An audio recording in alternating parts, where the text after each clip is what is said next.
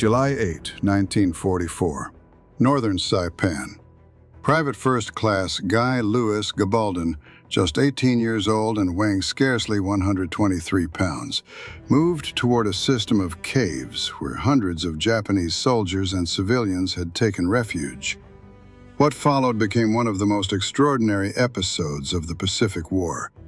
In a single day, one Marine persuaded more than 800 Japanese to surrender, and by the close of the conflict, he would be credited with bringing in nearly 1,500 men, women, and children who had been taught from childhood that capture meant torture and certain death. The battlefield that day was not drawn in trenches or fire, but in the fragile space between fear and trust, between the lies of propaganda and the quiet insistence of truth. Gabaldon's path to Saipan began far from the tropics, in Boyle Heights, Los Angeles, more than 5,000 miles away. Born March 22, 1926, one of 7 children in a struggling Mexican-American household, his life changed dramatically at age 12. He was taken in by the Nakano family, Japanese Americans who treated him as their own. Under their roof, he learned the rhythms of their language, the flavors of their food, the codes of honor and respect that shaped Japanese life. Though never formally adopted, he became inseparable from them, absorbing not only vocabulary, but an entire cultural outlook. Then came December 7, 1941. Within months, Executive Order 9066 forced the Nakanos, along with 120,000 other Japanese Americans, into internment camps. The family was sent to Heart Mountain, Wyoming, where they lived behind barbed wire from 1942 until war's end. For Gabaldon, who had grown up in their home, watching their removal was devastating. At 17, he enlisted in the Marines, driven both by a sense of duty and by a determination to put his knowledge of Japanese to use. His command of the language wasn't polished, but it was conversational, learned not in classrooms, but around a dinner table. By March 1944, Gabaldon was assigned to Headquarters and Service Company's 2nd Marines, 2nd Marine Division, serving as scout and observer. His skills were about to be tested in Operation Forager, the invasion of the Mariana Islands, where 30,000 Japanese troops and countless civilians awaited. Intelligence reports painted a chilling picture. Families had been issued grenades. Children were instructed to strike American soldiers. Mothers were warned Marines were convicts who would commit atrocities. Posters and broadcasts described Americans as demons who would assault women and devour children. Mass civilian deaths were expected. On June 15, 1944, Gabaldon came ashore on Saipan with the first waves of Marines. The battle raged nearly a month, pushing both troops and civilians steadily north. What set him apart was not his marksmanship, but his decision to act outside the rules.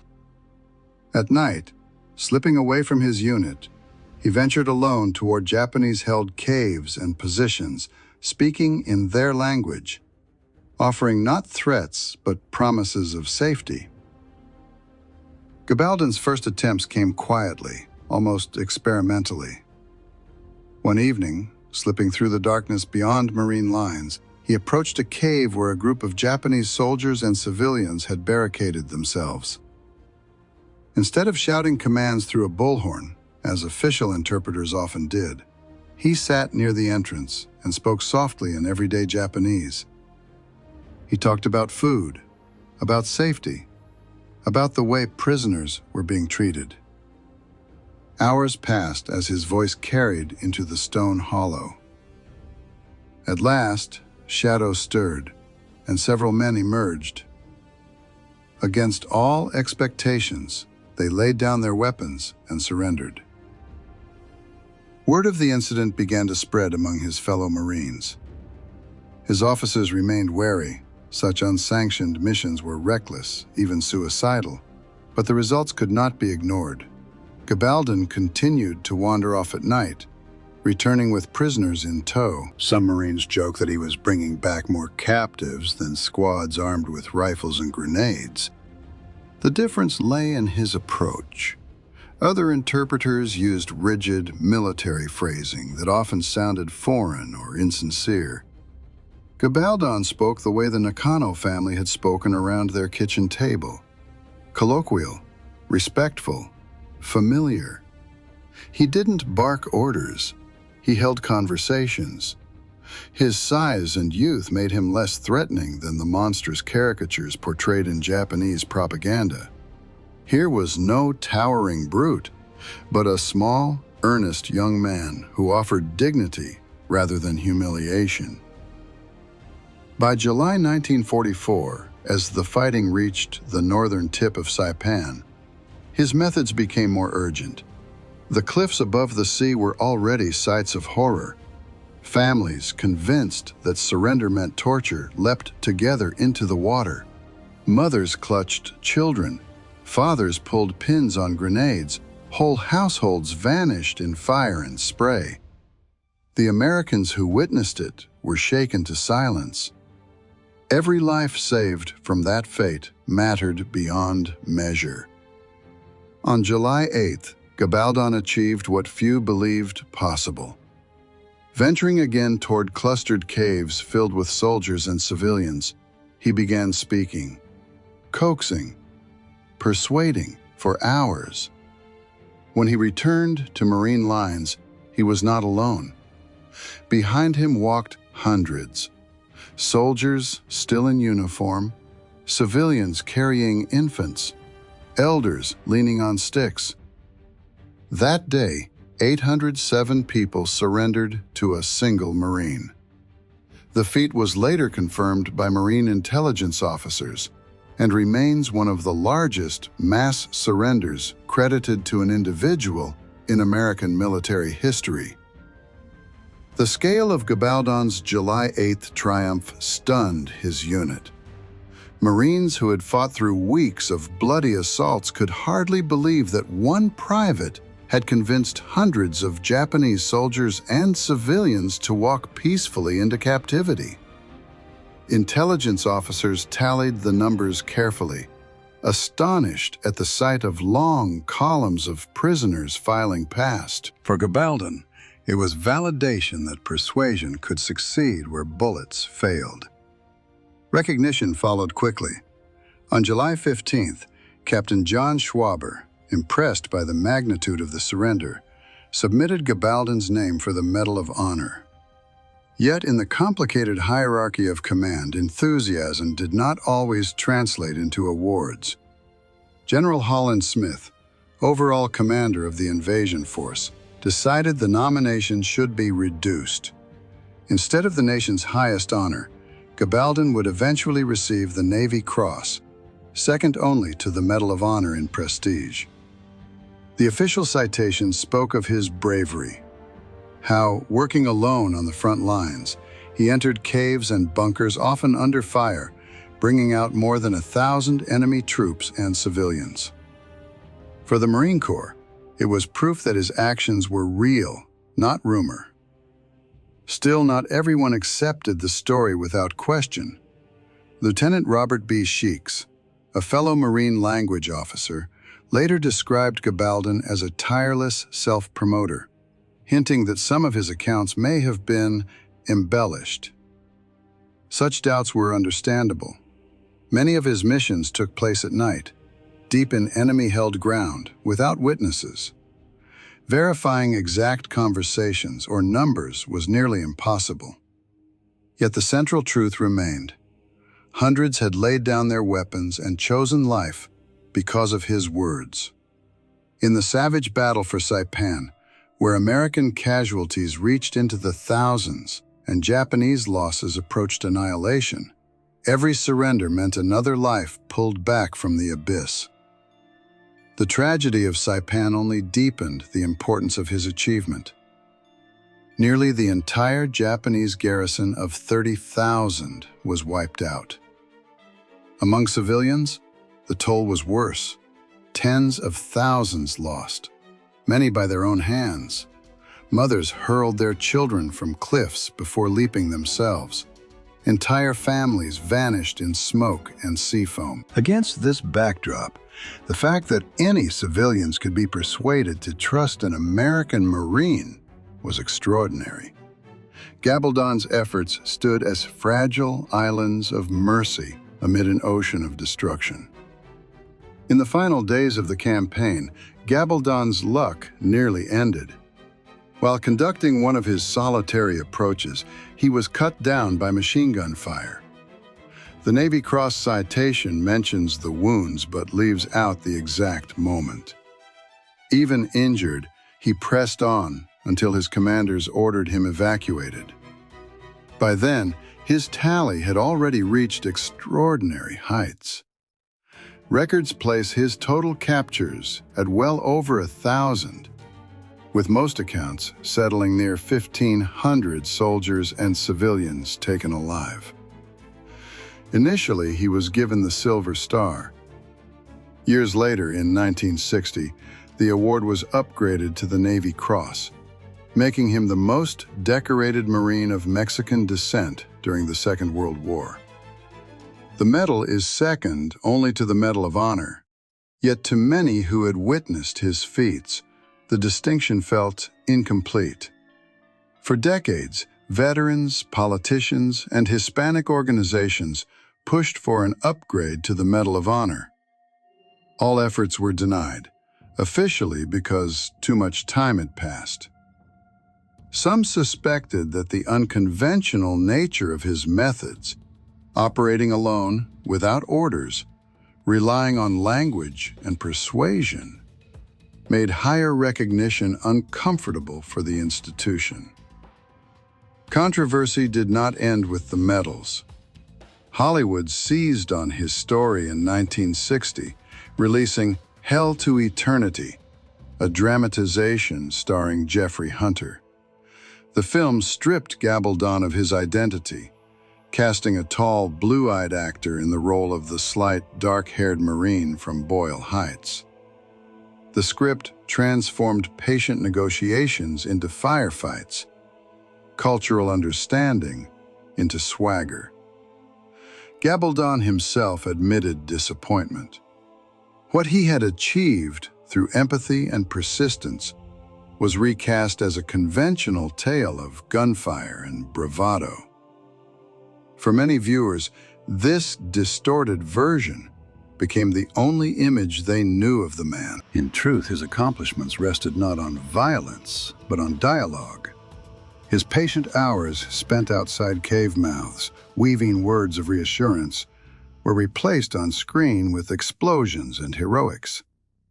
Hollywood's version may have sold tickets, but it erased the deeper lesson, that even in war, humanity could bridge the gulf between enemies. Decades after Saipan, Gabaldon tried to reclaim his own version of events. In 1990, he published a memoir titled Saipan, Suicide Island, later reissued as America Betrayed. The book gave his personal account of the desperate summer of 1944. Like all war memoirs, it blurred the line between memory and fact. Historians caution that details written years later cannot always be taken literally. Yet Gabaldon's narrative carried a consistent theme, that his success came not from strength of arms, but from treating Japanese soldiers and civilians as human beings. He described long hours sitting outside caves, talking of food and family, gently prying fear away until trust replaced despair. After the war, he struggled to settle into civilian life. He worked briefly as an interpreter during the U.S. occupation of Japan before moving back to the Pacific.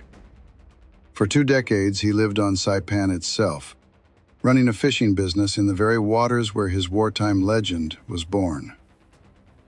He married and raised a large family, 11 children in all, 9 of whom survived to adulthood.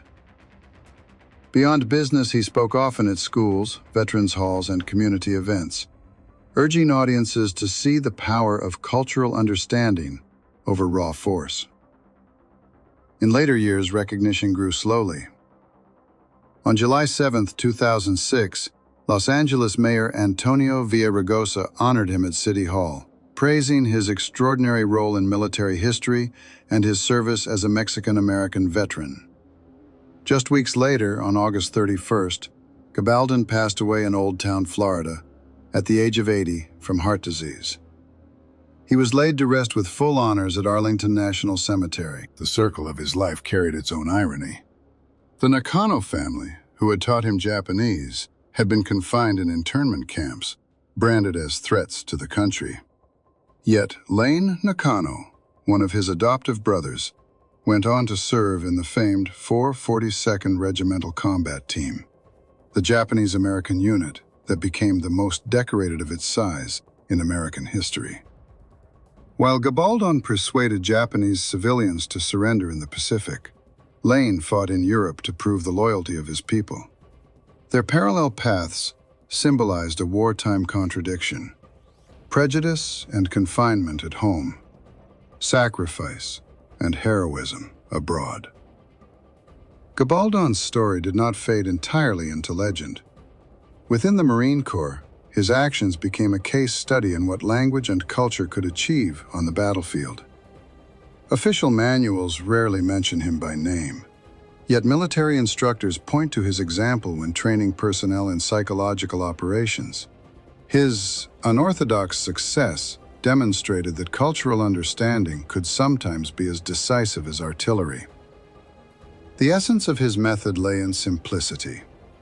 He approached alone, appearing unthreatening, announcing himself in Japanese, and offering humane treatment.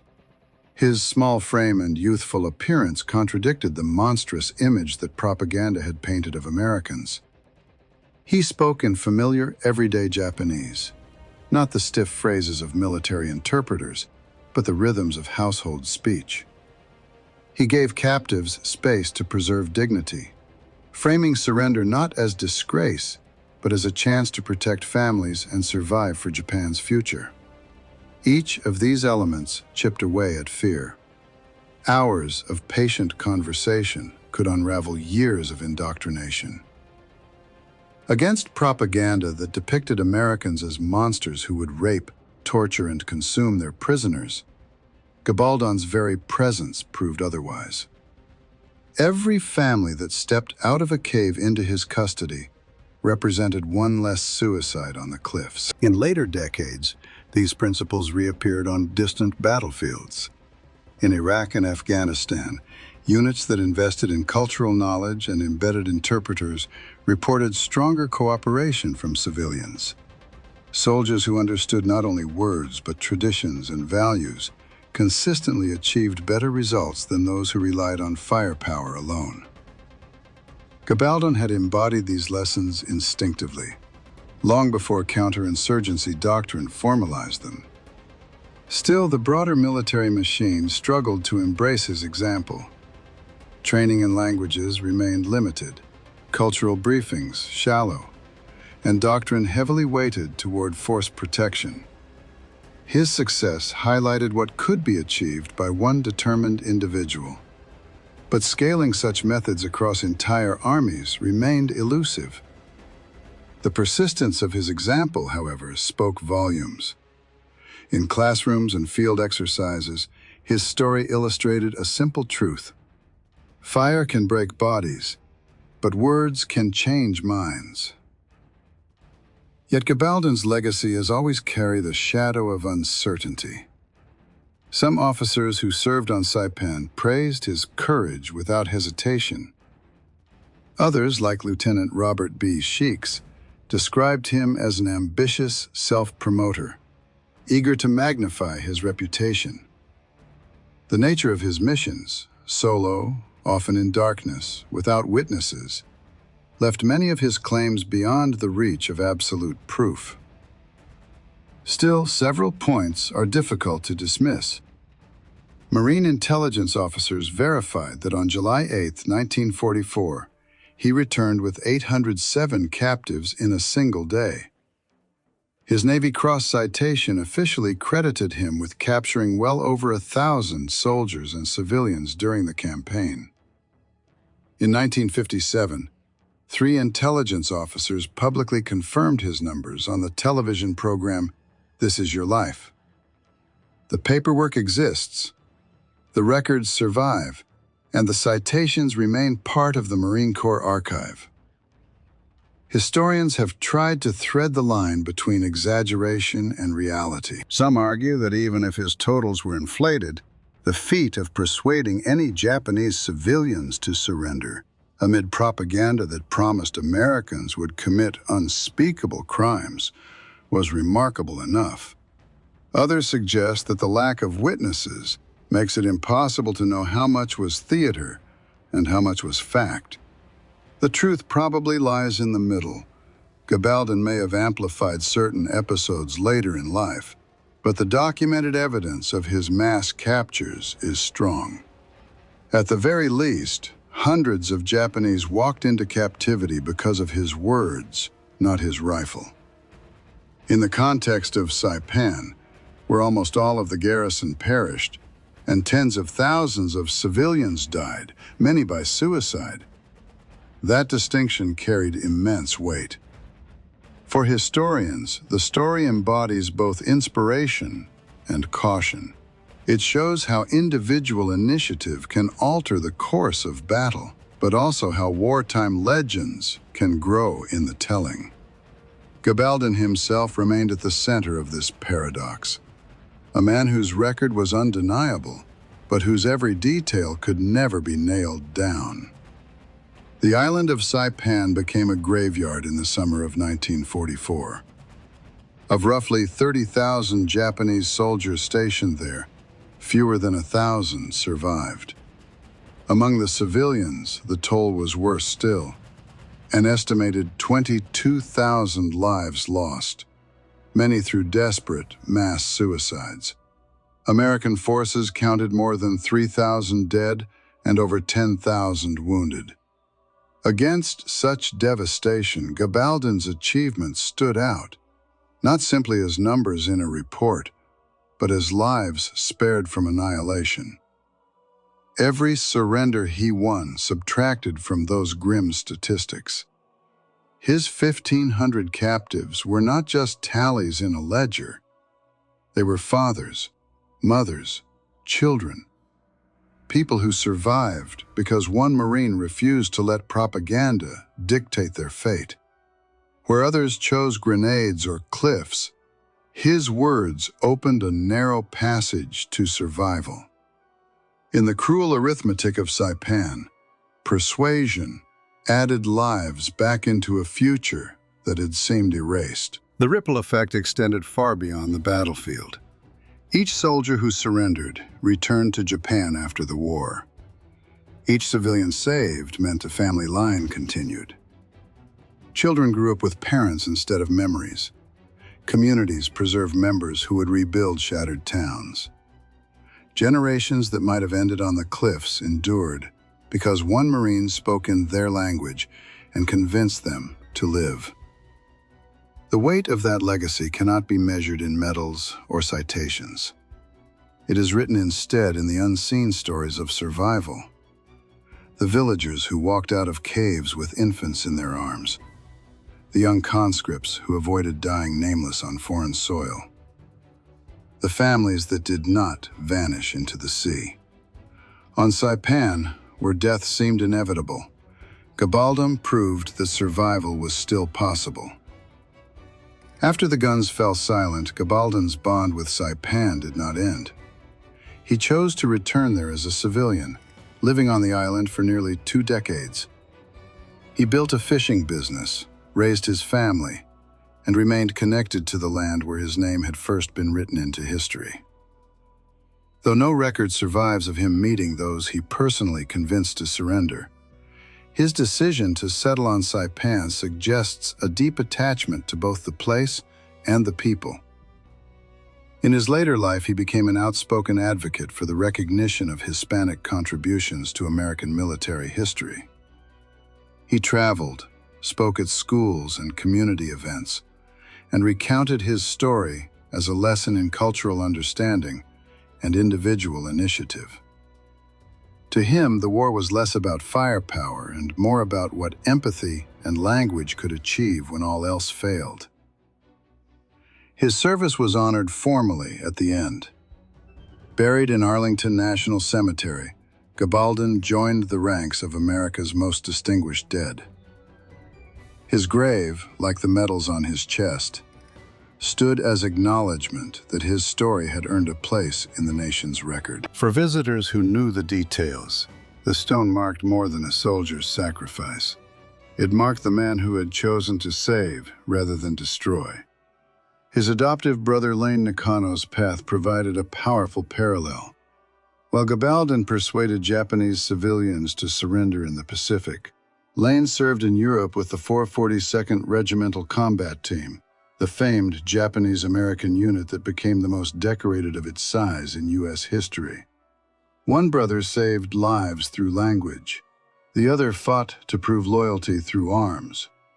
Both stood for something larger than themselves, even as the Nakano family remained confined behind barbed wire at home. Together, their intertwined stories embodied the contradictions of wartime America: prejudice and internment on one hand, heroism and sacrifice on the other. Gabaldon's legacy reaches beyond Saipan, beyond medals, and beyond the controversies that followed him.